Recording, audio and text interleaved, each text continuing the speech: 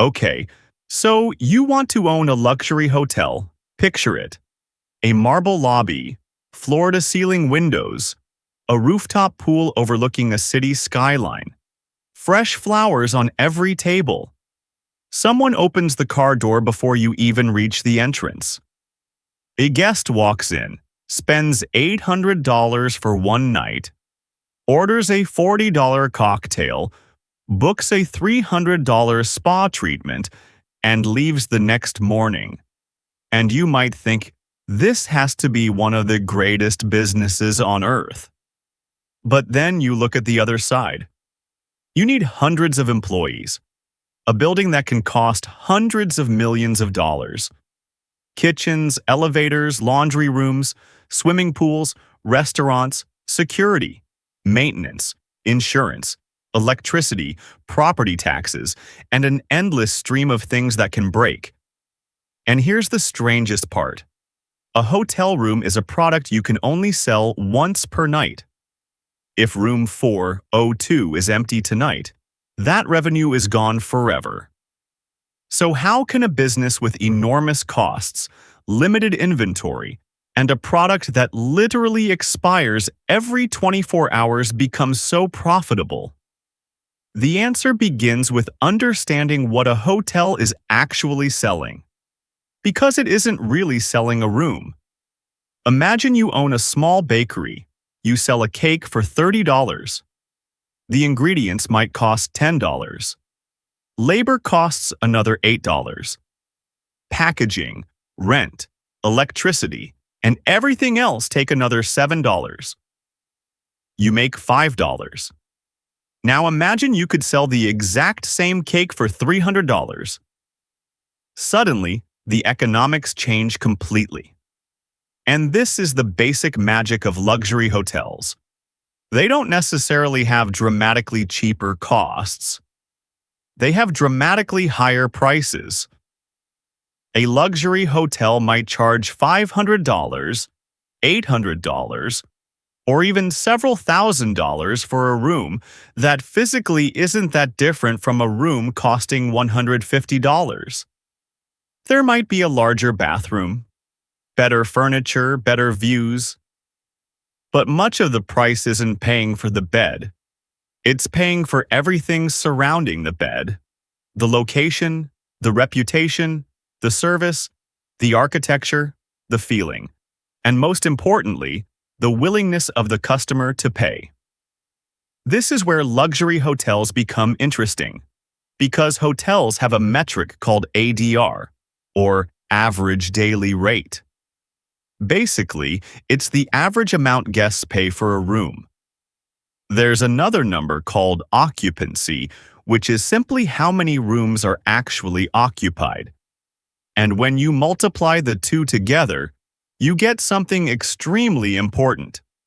RevPAR, or revenue per available room. Think of it like a taxi. If your taxi earns $30 every time you get a passenger, but only 50% of your driving time is spent carrying passengers, you're effectively generating $15 per hour of available time. A hotel works in much the same way. Suppose a 200-room hotel charges $500 per night and operates at 70% occupancy. That's 140 occupied rooms. At $500 each, that's $70,000 in room revenue every night. Multiply that by 365 days, and you're looking at more than $25 million in annual room revenue.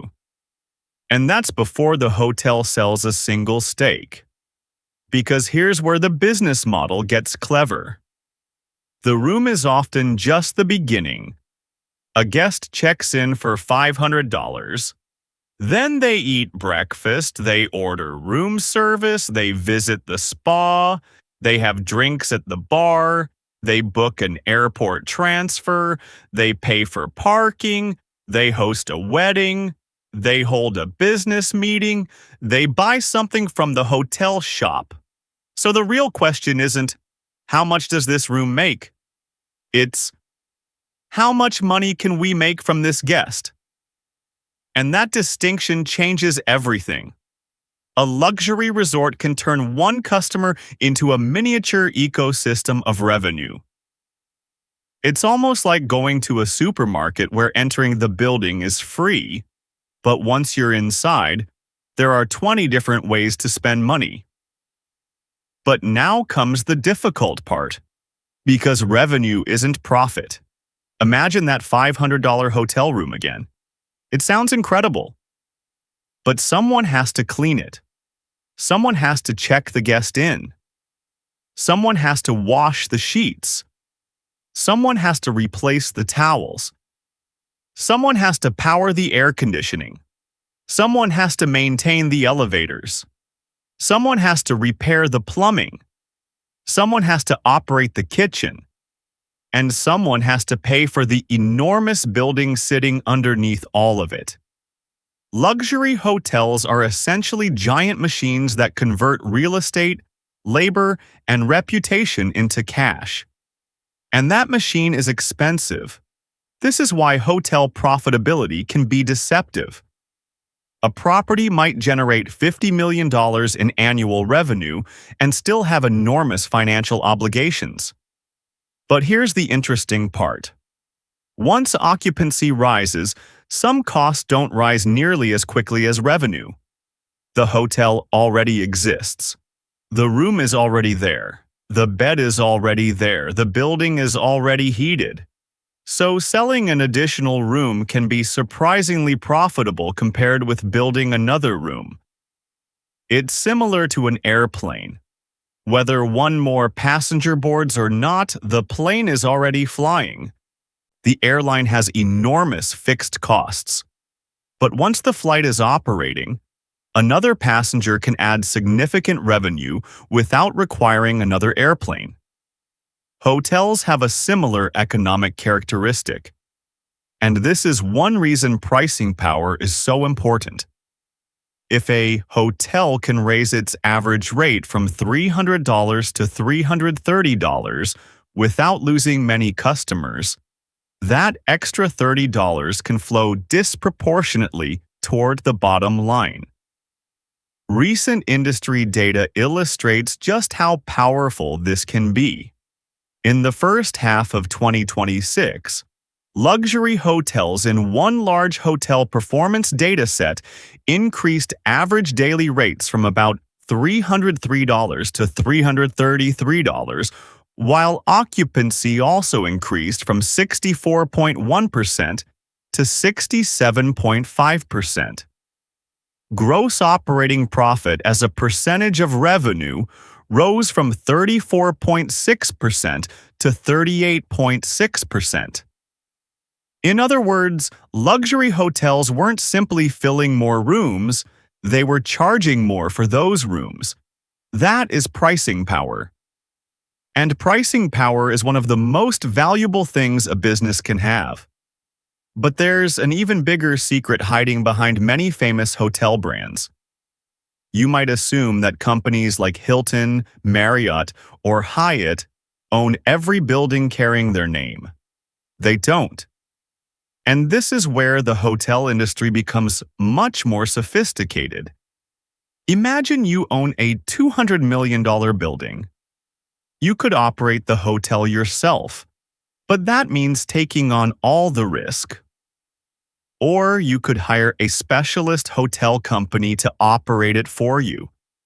The owner provides the building, the hotel company provides the brand, reservation system, marketing, loyalty program, management expertise, and operating infrastructure. And in exchange, the hotel company collects fees. This is enormously powerful. Because now the hotel company doesn't necessarily need to spend $200 million building every hotel it wants to expand. Someone else can provide the real estate. This is why the hotel industry increasingly resembles a technology or franchise business. Think about a coffee brand. If you personally owned every coffee shop, expansion would require enormous amounts of capital. But if thousands of franchisees open the stores using your brand, you can grow much faster while collecting fees. Hotels can work in a similar way, and the numbers reveal just how large this model has become. Hilton reached 9,000 hotels globally in 2025 and added nearly 100,000 rooms during the year. Intercontinental Hotels Group, meanwhile, ended 2025 with roughly 1.03 million rooms across 6,963 hotels, while reporting $35.2 billion in total gross revenue and $1.2 billion in operating profit. The genius isn't necessarily owning a million hotel rooms. It's controlling the system surrounding them, the brand, the booking engine, the loyalty members, the customer relationship, the standards, the data. And that brings us to one of the most important stories in luxury hospitality: Four Seasons. When Isidore Sharp founded Four Seasons in 1960, the company was built around a simple idea. Service could become the product itself. The hotel didn't have to compete purely on marble, chandeliers, or room size. It could compete on how the guest felt. Sharp understood something that many businesses miss. Luxury isn't always about giving customers more. Sometimes it's about removing friction. You don't want to find the taxi. Someone finds it for you. You don't want to explain your preferences every time. Someone remembers them. You don't want to ask where something is. Someone walks you there. That's what customers are paying for. And once customers begin associating a brand with that feeling, the brand becomes an economic asset. But luxury hotels also have a dark side, because the same operating leverage that makes them profitable can make them extremely vulnerable. Consider COVID-19. In 2020, hotels didn't simply experience a bad quarter. For many properties, demand practically disappeared. A room cannot be stored. You can't put tonight's unsold room on a shelf and sell it tomorrow. If you have 300 rooms and nobody travels, you still have 300 rooms to maintain. The employees still need to be paid. The building still needs electricity. The debt still needs servicing. This is the brutal mathematics of hospitality. Revenue can collapse almost overnight, while many costs refuse to disappear. And there is another danger: debt. A luxury hotel isn't just a hospitality business. It's a real estate investment. That means owners often borrow enormous amounts of money to build or acquire properties. Imagine buying a $200 million hotel with $100 million of your own money and $100 million borrowed from a bank. If the hotel's value rises to $250 million, your equity can increase dramatically.